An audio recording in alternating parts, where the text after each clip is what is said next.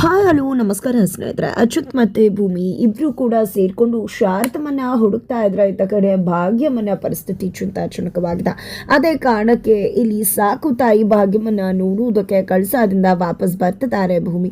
ಆದರೆ ಭೂಮಿ ಮತ್ತೆ ಅಚ್ಯುತ್ ಬರಬೇಕಿದ್ರೆ ಅಶ್ವಿನಿ ಕೈಯಿಂದ ತಪ್ಪಿಸ್ಕೊಂಡಂತಹ ಶಾರದಮ್ಮ ಕೂಡ ಇಲ್ಲಿ ಅಜಿತ್ ಕಾರನ್ನ ಒಂದು ಡಿಕ್ಕಿಯಲ್ಲಿ ಔತ್ಕೊಂಡಿದ್ದಾರೆ. ಇದು ಅಶ್ವಿನಿಗೆ ಗೊತ್ತಾಗಿದೆ. ಏನಪ್ಪ ಮಾಡುದು ಅಂತ ತಲೆ ಕೆಡಿಸ್ಕೊಂಡು ಆಕೆ ಕೂಡ ಮೊದಲು ಬಂಡ್ಯಾಗೆ ಹೊರಟು ಬರ್ತಿದ್ದಾರೆ. ಈ ಕಡೆ ಅಜಿತ್ ಮತ್ತೆ ಭೂಮಿ ತಮಗೆ ಅರಿವಿಲ್ಲದೆ ಶಾರದಮ್ಮನ ಕೂಡ ಕರ್ಕೊಂಡು ಮಂಡ್ಯಕ್ಕೆ ತಮ್ಮ ಮನೆಗೆ ಹೊರಟು ಬಂದೇ ಬಿಟ್ರು. ಈ ಕಡೆ ಅಜಿತ್ ಮತ್ತೆ ಭೂಮಿ ಬರ್ತಿದ್ದಾಗೆ ಮನೆಯವ್ರು ಎಲ್ಲರೂ ಕೂಡ ತುಂಬಾನೇ ಖುಷಿ ಆದ್ರು. ತದನಂತರ ಏನಿದು ಬೆಳ್ಳಂಬೆಳಗ್ಗೆನೆ ಬಂದ್ಬಿಟ್ಟಿದ್ರಲ್ಲ, ಹೇಳ್ದೆ ಕೇಳ್ದೆ ಯಾತಕ್ಕೆ ಏನಾಯ್ತು ಅಂತ ಹೇಳಿ ಸಂಗೀತ ಅವರು ಎಲ್ಲರೂ ಕೂಡ ಪ್ರಶ್ನೆ ಮಾಡ್ತಿದ್ದಾರೆ. ಇದರ ನಡುವೆ ಅಜಿತ್ ಶ್ರವಣ್ ಮಾವ ಎಲ್ಲಿ ಅಂತ ಕೇಳ್ತಿದ್ದಾಗನೇ ಶ್ರವಣ್ ಮಾವ ಅಲ್ಲಿಗೆ ಎಂಟ್ರಿ ಕೊಡ್ತಾರೆ. ಏನಿದು ಅಜಿತ, ನೀನು ಬಂದಿದ್ಯಾ ಅಂತ ಗೊತ್ತಾಗ್ತಿದ್ದಾಗ ನೀನು ಶಾರದಾನ ಕರ್ಕೊಂಡು ಬಂದಿದ್ಯಾ ಅಂತ ಅನ್ಕೊಂಡೆ, ಶಾರದಾ ಎಲ್ಲಿ ಅಂತ ಪ್ರಶ್ನೆ ಮಾಡಿದಾಗ ಶಾರದಾನ ಹೀಗೆ ಬರೋದಕ್ಕೆ ಸಾಧ್ಯ ಅಂತ ದೇವಿಯಾನಿ ಕೇಳಿದಾಗ ಅಜಿತ್ ಕಳಸದಲ್ಲಿ ಶಾರದಾನ ನೋಡಿದ್ನಂತ ಅಂತ ಶ್ರವಣ್ ಹೇಳ್ತಾರೆ. ಈ ಮಾತನ್ನ ಕೇಳಿದೆ ದೇವಿಯಾನಿ ಮತ್ತೆ ಮಗಳು ಇಬ್ರಿಗೂ ಕೂಡ ಶಾಕ್ ಆಗುತ್ತೆ, ತತ್ತರಿಸಿ ಹೋಗ್ತಾರೆ. ಬಿಕಾಸ್ ಶಾರದಾ ಬದುಕೆ ಇಲ್ಲ, ಸತ್ತು ಹೋಗಿದ್ದಾಳೆ ಅಂತ ಅನ್ಕೊಂಡಿದ್ರು. ಅವತ್ತು ಕವಿತಮ್ಮ ಅಂತ ಹೇಳಿ ಲಕ್ಷ್ಮಕೈ ಹೇಳಿದಾಗ್ಲೂ ಕೂಡ ಆಕೆ ಬದುಕಿರುವುದಕ್ಕೆ ಹೇಗೆ ಸಾಧ್ಯ, ಸತ್ತು ಹೋಗಿರೋ ಆತ್ಮದ ಬಗ್ಗೆ ಇವರೆಲ್ಲ ಮಾತಾಡ್ತಿದ್ದಾರೆ ಅಂತ ದೇವಿಯಾನಿ ಅನ್ಕೊಂಡಿದ್ರು. ಆದ್ರೆ ಮತ್ತೊಮ್ಮೆ ಅಜಿತ್ ಮತ್ತೆ ಭೂಮಿ ಶಾರದಾನ ನೋಡಿದ್ರು ಅನ್ನೋ ವಿಷಯ ಕೇಳಿ ನಿಜಕ್ಕೂ ದೇವಿಯಾನಿಗೆ ಶಾಕ್ ಆಗುತ್ತೆ. ಇಲ್ಲಿ ಅಜಿತ್ ಯಾರನ್ನೂ ನೋಡಿ ಆ ರೀತಿ ಅನ್ಕೊಂಡಿರ್ಬೋದು ಅಂತ ಕೂಡ ಹೇಳಿದಾಗ ಇಲ್ಲಿ ಅಜಿತ್ ಇಲ್ಲ, ನಾನು ಶಾರದತ್ತೆನೆ ನೋಡಿದ್ದು ಅಂತ ಹೇಳ್ತಾರೆ. ಹೀಗೆ ನೀವು ಫೈಂಡ್ ಔಟ್ ಮಾಡಿದ್ರಿ ಅಂತ ಹೇಳಿ ಕೇಳಿದಾಗ ಇಲ್ಲಿ ಭೂಮಿ ನಾನು ಕಸೂತಿ ಮಾಡಿರ್ತಕ್ಕಂಥ ಕರ್ಚೀಫಲ್ಲಿ ಬಿದ್ದಿತ್ತು, ಆ ಒಂದು ಕರ್ಚೀಫನ್ನು ನಾನು ಲಕ್ಷ್ಮಕ್ಕಂಗೆ ಕೊಟ್ಟಿದ್ದೆ. ಆದರೆ ಲಕ್ಷ್ಮಕ್ಕಂಗೆ ಕಾಲ್ ಮಾಡಿ ಕೇಳಿದಾಗ ಅದನ್ನು ನಾವು ಕವಿತಮ್ಮಂಗೆ ಕೊಟ್ಟಿದ್ವಿ ಅಂತ ಹೇಳಿದರು. ಹಾಗಾಗಿ ಕವಿತಮ್ಮಂಗೆ ಕೊಟ್ಟಿದ್ರು ಅಂದರೆ ಅದು ಶಾರದಾ ಅತ್ತೆ ಅನ್ನೋದು ನಮಗೆ ತುಂಬ ಚೆನ್ನಾಗಿ ಗೊತ್ತಾಗಿದೆ. ಹಾಗಾಗಿ ಆ ಕರ್ಚೀಫ್ ಅವ್ರ ಹತ್ರ ಇತ್ತು ಅಂದರೆ ಖಂಡಿತವಾಗ್ಲೂ ಅದು ಶಾರದತ್ತೇನೆ ಅಂತ ಹೇಳಿ ಅಜಿತ್ ಮತ್ತು ಭೂಮಿ ಹೇಳ್ತಾರೆ. ನಂತರ ಈ ಕಡೆ ಶ್ರವಣ, ನೀನು ಇಲ್ಲಿಗೆ ಬಂದಿದ್ಯಾ, ಅಲ್ಲಿ ಯಾರು ನೋಡ್ಕೊತಿದ್ದಾರೆ ಅಂತ ಮಾವ ನಾನು ನಿಮಗೆ ತುಂಬಾ ಕಾಲ್ ಮಾಡಿದೆ, ಬಟ್ ನಿಮ್ಮ ಕಾಲ್ ಕನೆಕ್ಟ್ ಆಗಿಲ್ಲ.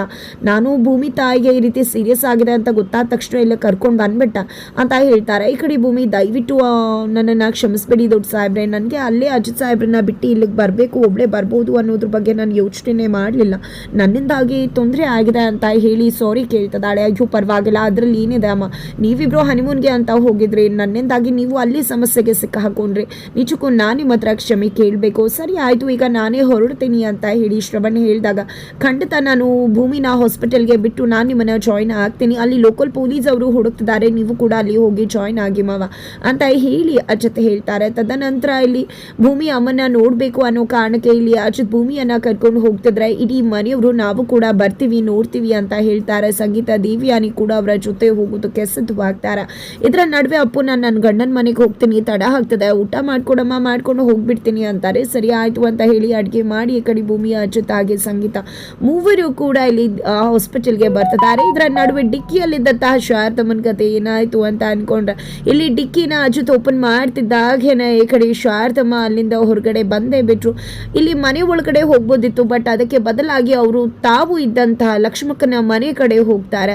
ಎಲ್ಲ ಕಡೆ ಹೋಗ್ತಾರೆ, ಎಲ್ಲೂ ಕೂಡ ಲಕ್ಷ್ಮಕ್ಕ ಕಾಣಿಸ್ತಿಲ್ಲ. ಡೋರ್ ಓಪನ್ ಮಾಡಿ ಅಂತ ಹೇಳಿ ಕರೀತಿದ್ದಾರೆ, ಯಾರು ಕೂಡ ಡೋರ್ ಓಪನ್ ಮಾಡ್ತಿಲ್ಲ, ಲಾಕ್ ಹಾಕಿರುವುದು, ಬೀಗ ಹಾಕಿರುವುದು ಗೊತ್ತಾಗುತ್ತೆ. ತುಂಬಾ ಕಸವಿಸಿ ಮಾಡ್ಕೊತಾರೆ, ತಬ್ಬಿಬ್ಬಾಗ್ತಾರೆ, ಮತ್ತೆ ಅಲ್ಲಿಂದ ಹೊರಟ್ಬಿಡ್ತಾರೆ.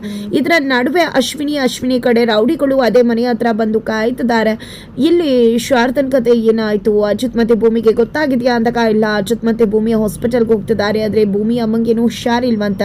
ಇಲ್ಲಿ ಶಾರದಾ ಅವ್ರ ಮನೆಗೆ ಹೋಗೇ ಇಲ್ಲ ಅಂತ ಹೇಳಿ ಹೇಳಿದಾಗ ಹಾಗಿದ್ರೆ ಅವರ ಡಿಕ್ಕಿಯಲ್ಲಿದ್ದಂತಹ ವಿಷಯ ಅವ್ರಿಗೆ ಗೊತ್ತಾಗಿಲ್ಲ ಅನ್ಸತ್ತೆ ಅಂತ ಹೇಳಿ ಅಶ್ವಿನಿ ಅನ್ಕೋತಾಳೆ. ಆಗಿದ್ದೆಲ್ಲ ಒಳ್ಳೇದೇ ಆಯ್ತು, ಆ ಶಾರದಾ ಎಲ್ಲೇ ಇದ್ರು ಹುಡುಕಿ ಅವಳು ನಮ್ಮ ಕೈಯಿಂದ ತಪ್ಪಿಸ್ಕೊಳ್ಳೇಬಾರ್ದು ಅಂತ ಕೂಡ ಅಶ್ವಿನಿ ಅವರು ಹೇಳ್ತಾರೆ. ತದನಂತರ ಆಯ್ತ ಕಡೆ ದೇವಿಯಾನಿ ಅವರು ಎಲ್ಲಿದ್ದಾಳು ಶಾರದಾ, ಮೊದಲು ಆ ಶಾರದನ್ನ ಹುಡುಕಿ ಅವಳಿಗೆ ಮಂಗಳಾರತಿ ಮಾಡಿ ಅವಳಿಗೊಂದು ಮುಹೂರ್ತ ಇಟ್ಟು ಅವಳ ಕಥೆಯನ್ನೇ ಮುಗಿಸ್ಬಿಡ್ಬೇಕು ಅಂತ ದೇವಿಯಾನಿ ಸ್ಕೆಚ್ ಹಾಕೊಂಡೆ ಹಾಸ್ಪಿಟಲ್ಗೆ ಬರ್ತಾರೆ. ಈ ಕಡೆ ಭಾಗ್ಯಮ್ಮನ ಪರಿಸ್ಥಿತಿ ನೋಡಿದೆ ಇಲ್ಲಿ ಭೂಮಿ ಕಣ್ಣೀರು ಹಾಕ್ತಿದ್ದಾರೆ. ಅಮ್ಮ ಏನಾಯ್ತು ನಿನಗೆ, ನಿನ್ನನ್ನು ಈ ಪರಿಸ್ಥಿತಿಯಲ್ಲಿ ನೋಡೋಕ್ಕಾಗ್ತಿಲ್ಲ ಅಂತ, ಅದಕ್ಕೆ ಇಲ್ಲಿ ನನಗೆ ಹೊಟ್ಟೆ ನೋವು ಬರ್ತಿತ್ತು, ಅದೇ ಜಾಸ್ತಿ ಆಗೋಯ್ತು ಅಂತ ಭಾಗ್ಯಮ್ಮ ಹೇಳಿದಾಗ ಈ ಕಡೆ ಸತ್ಯ ಅವರು ಏನಿದು ಭಾಗ್ಯಮವ್ರೆ, ಅಲ್ಲೇ ನೀವು ಹೇಳಬೇಕಿತ್ತಲ್ವಾ ಕಾನ್ಸ್ಟೇಬಲ್ಗೆ, ಅವರೇ ನಿಮ್ಮನಿಗೆ ಟ್ರೀಟ್ಮೆಂಟ್ ಕೊಡಿಸ್ತಾ ಇದ್ರು ಅಂತ ಸತ್ಯನ ಹೇಳೋದಕ್ಕೆ. ಕೊಡಿಸ್ತಾ ಇದ್ರೇನು, ಆದರೆ ಗಂಡನ ಸಾಯಿಸಿದ್ದೀನಿ ಅನ್ನೋ ಆಪಾದನೆಯಲ್ಲಿ ಜೈಲಲ್ಲಿದ್ದೀನಿ, ಇದಕ್ಕಿಂತ ಸಾವೇ ವಾಸಿ ಅಂತ ಅನ್ನಿಸ್ಬಿಡ್ತು. ಹಾಗಾಗಿ ಆ ರೀತಿ ಹೇಳೋಕೆ ಹೋಗಿಲ್ಲ ಅಂತ ಹೇಳಿ ಭಾಗ್ಯಮ್ಮ ಹೇಳಿದಾಗ ಭೂಮಿ ತುಂಬಾ ಅಳೋಕೆ ಶುರು ಮಾಡ್ಕೊಂಡ್ಬಿಡ್ತಾಳೆ. ಏನಿದು ಮಕ್ಳು ಮುಂದೆ ಈ ರೀತಿ ಮಾತಾಡ್ತಾರ ಅಂತ ಸಂಗೀತ ಅವ್ರು ಹೇಳಿದ್ದಕ್ಕೆ ದುಃಖದಲ್ಲಿ ಆ ರೀತಿ ಮಾತಾಡ್ಬಿಟ್ಟೆ. ಅಳ್ಬೇಡ ಭೂಮಿ ಅಂತ ಹೇಳಿ ಭೂಮಿಯನ್ನು ಸಮಾಧಾನಗೊಳಿಸ್ತಿದ್ದಾರೆ ಭಾಗ್ಯಮ್ಮ. ಅಮ್ಮ, ನಿಮ್ಗೆ ಏನೇ ಆದರೂ ಅದನ್ನು ಸಹಿಸ್ಕೊಳ್ಳೋಕೆ ನನ್ನಿಂದ ಸಾಧ್ಯ ಆಗೋದಿಲ್ಲ ಅಂತ ಹೇಳಿ ಭೂಮಿ ಹೇಳ್ತಾರೆ. ನಂತರ ಇಲ್ಲಿ ಅಚ್ಯುತ, ನಚ್ಚಿ, ಭೂಮಿ ಹಾಗೆ ಮೂವರು ಕೂಡ ಡಾಕ್ಟರ್ ಹತ್ರ ಹೋಗಿ ಏನಾಯಿತು ಏನು ಅನ್ನೋದನ್ನು ವಿಚಾರ ಮಾಡ್ತಿದ್ದಾರೆ. ಅವ್ರಿಗೆ ತುಂಬಾ ಗ್ಯಾಸ್ಟ್ರಿಕ್ಟಿಕ್ಸ್ ಆಗಿದೆ, ಜೊತೆಗೆ ಸರಿಯಾಗಿ ಊಟ ಮಾಡಬೇಕು, ಅವ್ರಿಗೆ ಊಟ ಸೇರ್ತಿಲ್ವಂತೆ, ಹಾಗಾಗಿ ಲಿವರ್ ಡ್ಯಾಮೇಜ್ ಏನಾದರೂ ಆಗಿರ್ಬೋದಾ ಅಂತ ಅನ್ನಿಸ್ತದೆ.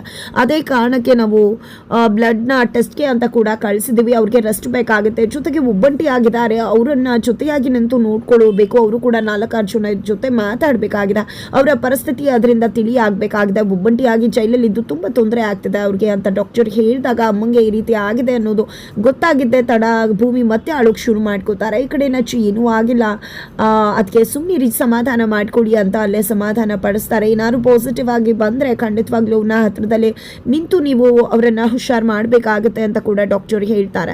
ಈ ಕಡೆ ಭೂಮಿ ಹತ್ಕೊಂಡು ಬಂದು ಹೊರಗಡೆ ಕೂತ್ಕೋತಾಳೆ. ಅಮ್ಮಂಗೆ ಈ ರೀತಿ ಆಗಿದೆ, ನಿಜಕ್ಕೂ ಕೂಡ ನನ್ನಮ್ಮ ನನ್ನನ್ನು ಎಷ್ಟು ಚೆನ್ನಾಗಿ ನೋಡಿಕೊಂಡ್ರು, ನಾನು ಅನಾಥೆ ಆಗಿಬಿಡ್ಬೇಕಿತ್ತು, ಅಂಥದ್ರಲ್ಲಿ ಅವ್ರು ನನಗೆ ತಾಯಿ ಪ್ರೀತಿ ಕೊಟ್ಟು ಎಷ್ಟು ಚೆನ್ನಾಗಿ ನೋಡಿಕೊಂಡ್ರು, ಅಪ್ಪ ಕೂಡ ಇಲ್ಲ, ಈಗ ಅಮ್ಮನೂ ಕಳ್ಕೊಂಡ್ರೆ ಖಂಡಿತ ನಾನು ಬದುಕ್ತೀನಿ ಅಂತ ನನಗೆ ಅನ್ನಿಸ್ತಿಲ್ಲ, ನಾನು ಬದುಕೋದಿಲ್ಲ ಅಂತ ಹೇಳಿ ಭೂಮಿ ಆಳ್ಬೇಕಿದ್ರೆ ಸಮಾಧಾನ ಮಾಡ್ಕೊ ಭೂಮಿ, ನಾವೆಲ್ಲ ಇದೀವಲ್ವ, ನೀನು ಯಾಕೆ ಯೋಚನೆ ಮಾಡ್ತಿದ್ಯಾ, ಎಲ್ಲ ಕೂಡ ಸರಿ ಹೋಗುತ್ತೆ ಅಂತ ಹೇಳಿ ಸತ್ಯನ ಸಮಾಧಾನ ಮಾಡ್ತಾರೆ. ನಂತರ ಇದೊಂದು ವಿಷಯವನ್ನು ಯಾರು ಕೂಡ ಭಾಗ್ಯಮ್ಮನ ಹತ್ರ ಹೋಗಿ ತಿಳಿಸೋದಿಲ್ಲ.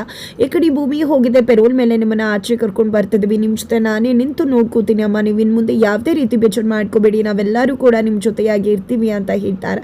ಸಂಗೀತ ಅವ್ರು ಕೂಡ ಅಲ್ಲೇ ಇದ್ದು ನಾನು ಈಗ ಇವ್ರನ್ನ ನೋಡ್ಕೋತೀನಿ ಅಂದಾಗ ಬೇಡ ನಾನು ಇರ್ತೀನಿ ಅಂತ ಹೇಳಿ ಲಕ್ಷ್ಮಕ್ಕ ಹೇಳ್ತಾರೆ. ಈ ಕಡೆ ನನ್ನನ್ನು ಇಷ್ಟು ಕಾಳಜಿ ಮಾಡ್ತಿರೋದಕ್ಕೆ ಎಲ್ರಿಗೂ ಕೂಡ ತುಂಬ ಥ್ಯಾಂಕ್ಸ್ ಅಂತ ಕೂಡ ತಿಳಿಸ್ತಾರೆ ಇಲ್ಲಿ ಭಾಗ್ಯಮ್ಮ. ನಂತರ ಇಲ್ಲಿ ಭೂಮಿನ ಕರ್ಕೊಂಡು ಅಚ್ಯುತ ಹೋಗ್ಬೇಕಿದ್ರೆ ಭೂಮಿನ ನಾನು ಕರ್ಕೊಂಡು ಹೋಗ್ತೀನಿ ಅಂತ ದೇವಿಯಾನಿ ಹೇಳ್ತಾರೆ. ಬಟ್ ದೇವಿಯಾನಿ ಮೇಲೆ ನಂಬಿಕೆ ಇಲ್ಲ ಅಚ್ಯುತ್ಗೆ, ಅದೇ ಕಾರಣಕ್ಕೋಸ್ಕರ ನೀವೇನು ಕರ್ಕೊಂಡು ಹೋಗೋದು ಬೇಡ, ನಾನೇ ಕರ್ಕೊಂಡು ಹೋಗ್ತೀನಿ ಅಂತ ಹೇಳಿ ಭೂಮಿಕನ್ನ ಕರ್ಕೊಂಡು ಹೋಗ್ತಿದ್ದಾರೆ. ಈ ಕಡೆ ದೇವಿಯಾನಿ ನನ್ನ ಉದ್ದೇಶ ಇರುವುದು ಆ ಶಾರ್ಥನ್ ಕತೆ ಮುಗಿಸೋದು ಅಂತ ಹೇಳಿ ಅನ್ಕೋತಾರೆ. ತದನಂತರ ಮನೆಗೆ ಬರ್ತಿದ್ದಾಗನೆ ಮನೆಯವ್ರು ಎಲ್ಲರೂ ಕೂಡ ಭಾಗ್ಯಮ್ಮನಿಗೆ ಸೀರಿಯಸ್ ಆಗಿದೆ ಅನ್ನೋ ವಿಷಯ ಗೊತ್ತಾಗಿದೆ. ಭೂಮಿ ಕಣ್ಣೀರು ಹಾಕ್ತಿದ್ದಾರೆ, ಎಲ್ಲರೂ ಕೂಡ ಭೂಮಿಯನ್ನ ಸಮಾಧಾನಗೊಳಿಸ್ತಿದ್ದಾರೆ, ಏನೂ ಆಗುವುದಿಲ್ಲ, ಹುಷಾರಾಗಿರಿ ಅಂತ ಹೇಳಿ. ತದನಂತರ ಇಲ್ಲಿ ಸತ್ಯನ, ಭೂಮಿ ಹಾಗೆ ಅಚ್ಯುತ್, ಲಕ್ಷ್ಮಕ್ಕ ಎಲ್ಲರೂ ಕೂಡ ಸ್ಟೇಷನ್ಗೆ ಬಂದಿದ್ದಾರೆ. ಸ್ಟೇಷನಲ್ಲಿ ಕವಿತಮ್ಮ ಹೀಗಿದ್ರು ಅನ್ನೋ ಚಿತ್ರವನ್ನ ಇಲ್ಲಿ ಭೂಮಿ ಬಿಡಿಸ್ತಿದ್ದಾಳೆ. ಲಕ್ಷ್ಮಕ್ಕ ಹೇಳಿದಾಗ ಲಕ್ಷ್ಮಕ್ಕ ಬಂದು 2 ಕಲೆಗಳಿದ್ವು ಅಂತ ಹೇಳಿದ್ರು, ಅದೇ ಕಲೆಗಳನ್ನ ಕೂಡ ಚಿತ್ರದಲ್ಲಿ ಬಿಡಿಸಿದಾಳೆ ಭೂಮಿ. ಹೌದು, ಇವರೇ ನಮ್ಮ ಮನೇಲಿದ್ದಂಥ ಕವಿತಮ್ಮ ಅಂತ ಹೇಳಿ ಲಕ್ಷ್ಮಕ್ಕ ಹೇಳಿದಾಗ ಈ ಕಡೆ ಶಾರದತ್ತೇನೆ ಅನ್ನೋ ವಿಷಯ ಕ್ಲಿಯರ್ ಆಗಿಬಿಡುತ್ತೆ ಭೂಮಿ ಮತ್ತೆ ಅಚ್ಯುತ್ಗೆ.